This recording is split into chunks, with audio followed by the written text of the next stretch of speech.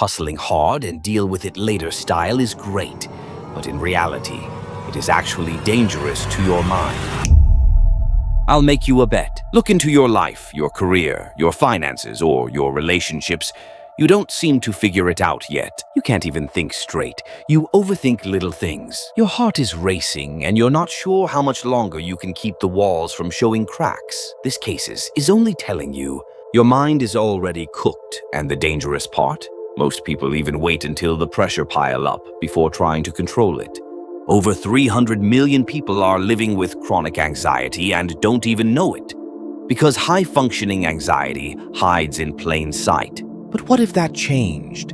Stay with me for the next few minutes, and I'll give you 5 pre-pressure dark habits, the same psychological rituals Tommy Shelby used to stay calm, fearless, and composed before any situation. Do this 5 dark habits, you will be calm, still, calculated, and completely unbreakable when life hits hardest. Make sure you watch until habit 5, because buried inside it is something called the internal blackout. A cognitive switch that forces your brain's threat detection system to go completely silent under pressure. Miss it, and the first 4 habits collapse when it matters most. This is not motivation. This is mental conditioning. 1. Voluntary discomfort. You should never chase comfort, because Tommy doesn't just tolerate harsh conditions. He deliberately seeks them. The cold mornings on the Birmingham streets, the long silences he sits inside without reaching for a drink, the risks, the isolation. There's a reason for that. Your amygdala, the brain's threat detection center, judges danger relative to your baseline. When your nervous system is addicted to comfort becomes fragile. Every inconvenience feels like an attack. Every disruption feels catastrophic. Any friction feels like crisis. Modern life trains people into psychological softness, constant stimulation, constant convenience, constant escape from discomfort. And then reality hits. Your bank account drops lower than expected. Someone you love pulls away emotionally, or a job offer that you have gotten just to sleep and wake up and get email. We are sorry. Suddenly, your nervous system spirals because it has never practiced being uncomfortable on purpose. But voluntary discomfort changes the baseline.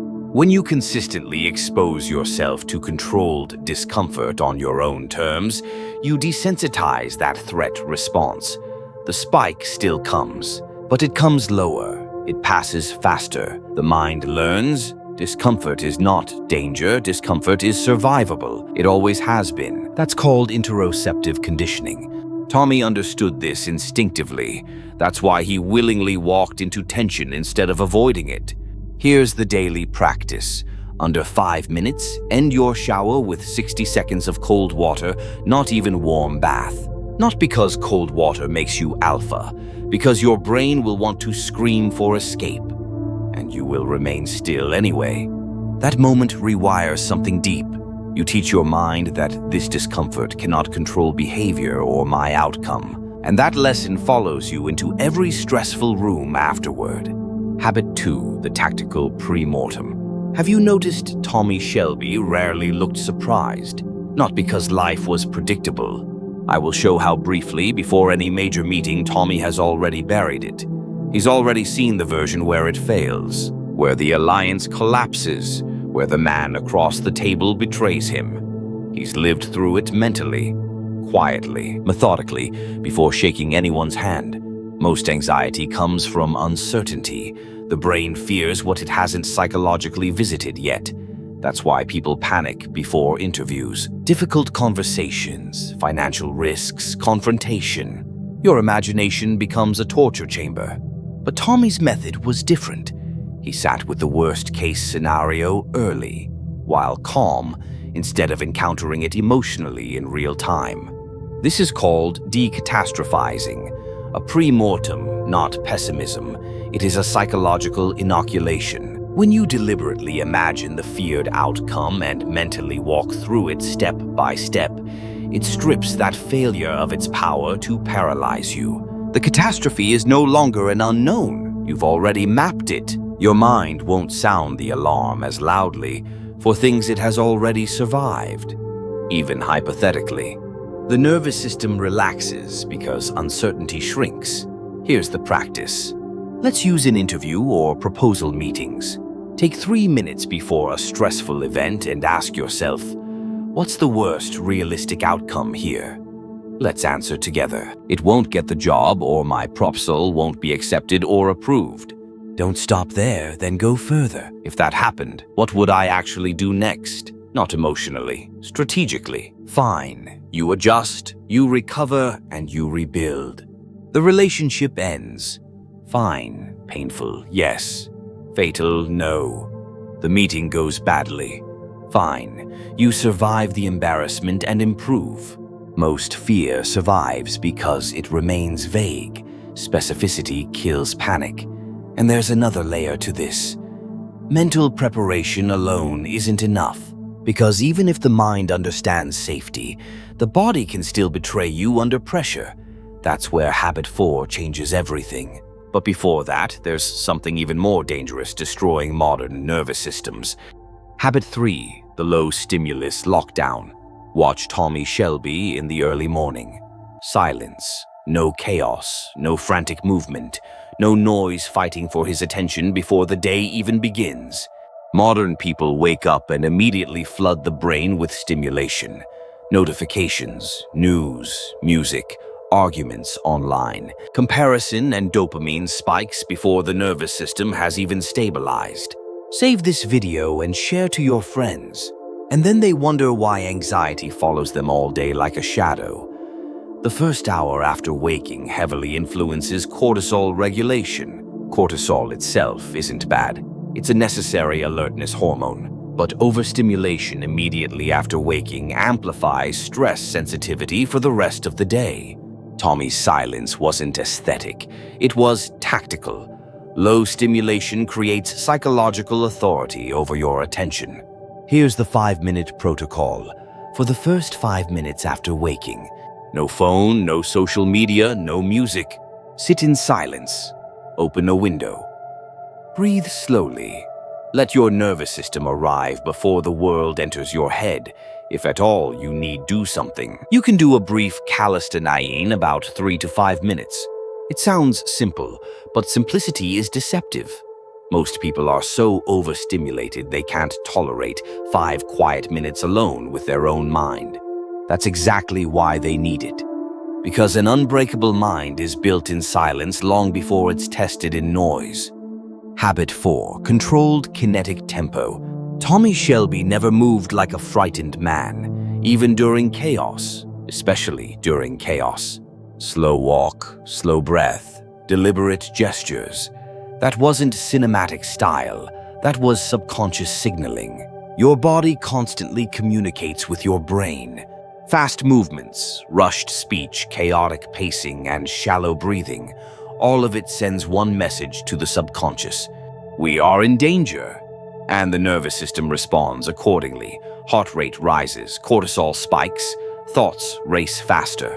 But when you intentionally slow physical movement, the brain begins interpreting safety instead of threat. This is one of the fastest ways to interrupt anxiety loops. Controlled tempo creates what neuroscientists call bottom-up regulation, calming the mind through the body first. This is why habit 2 becomes powerful only when paired with this habit. Mental rehearsal prepares the mind and controlled tempo convinces the body. Together, they lock the nervous system into stability. Here's the practice. Pick one stressful moment daily. A difficult call, a crowded room, an argument, a meeting. Now deliberately reduce your movement speed by 15%. Walk slower, pause before answering, lower the pace of your breathing. Not dramatically, subtly. You'll notice something strange. The moment your body stops acting panicked, your thoughts begin obeying the new signal. That's real control, not suppressing fear, regulating it. Habit 5, the internal blackout, flipping anxiety into focused excitation. Here is the trap. Everything before this point teaches you to reduce anxiety, and that's the problem. When high-stakes pressure arrives, anxiety cannot be fully eliminated. The body produces it automatically. Cortisol, adrenaline, these are physiological responses, not choices. If your strategy is to make anxiety disappear, you will fight your own biology and lose. That internal battle is exactly what fractures composure at the critical moment. The internal blackout is not the elimination of anxiety. It is a complete cognitive reframe of what the anxiety signal means. Research from Harvard psychologist Alison Wood Brooks shows that people who reframe anxiety as excitement, who say internally, "I am excited" instead of "I am anxious," perform measurably better under pressure. Same physiological state, different interpretation. The brain's threat detection system can't distinguish between anxiety and excitation at the chemical level. Both produce the same arousal state. What you call it determines what it becomes. Tommy doesn't walk into dangerous rooms trying to feel nothing. He channels what he feels into a sharp, focused edge. That tension becomes fuel, not noise. When the pressure spike arrives, don't fight it. Name it differently. Say it out loud if you need to. This is readiness. This is my system priming itself. Then let it sharpen you, not control you, sharpen you. Anxiety is not proof that you're weak. It's proof your survival system is overprotective. Untamed, undirected. These 5 habits train it back into alignment. Voluntary discomfort teaches resilience. The premortem destroys uncertainty. Low stimulation protects mental clarity. Controlled tempo stabilizes the body. And cognitive reframing transforms fear into usable energy. That's how unbreakable minds are built. Not born, built slowly, quietly, and repeatedly. And the truth is, life will always test you. Pressure isn't disappearing. The room will still get loud. People will still betray you. Money will still fluctuate. Uncertainty will still arrive uninvited. But there's a different kind of man who walks into chaos already conditioned for it. A man whose nervous system does not collapse under pressure because he trained before the pressure came. That's the shift. So now I want you to comment below with the exact pressure point you're battling right now. Work stress, financial fear, relationship anxiety, self-doubt, whatever it is. Put it into words, because clarity is the first step toward control. And subscribe if you're serious about building a mind that remains calm when life tries to shake it. Because in the end, the strongest men are not the loudest. They're the ones who can stand in the middle of uncertainty and still move with intention. See you in the next one.